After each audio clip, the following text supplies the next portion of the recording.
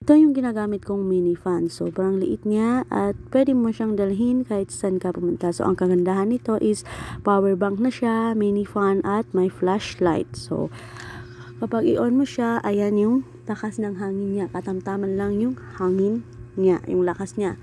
Kung kulang pa din yung hangin niya, i-click mo ulit. So, ayan, lalakas na siya. So, nadagdagan yung lakas niya. So, kung kulang pa din yung hangin niya para sa'yo, so i-click mo ulit. So ayan, super lakas na niya. So ayan.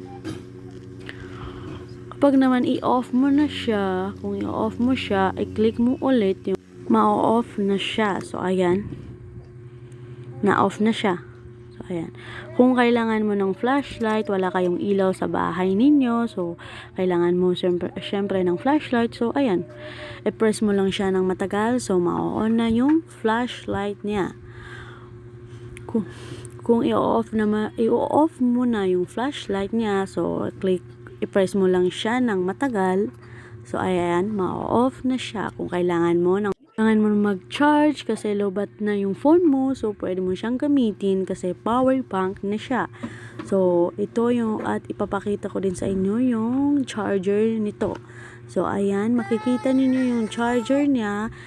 Sa unang tingin pa lang, mukhang matibay na. So mag-try na kayo kasi worth it talaga siya.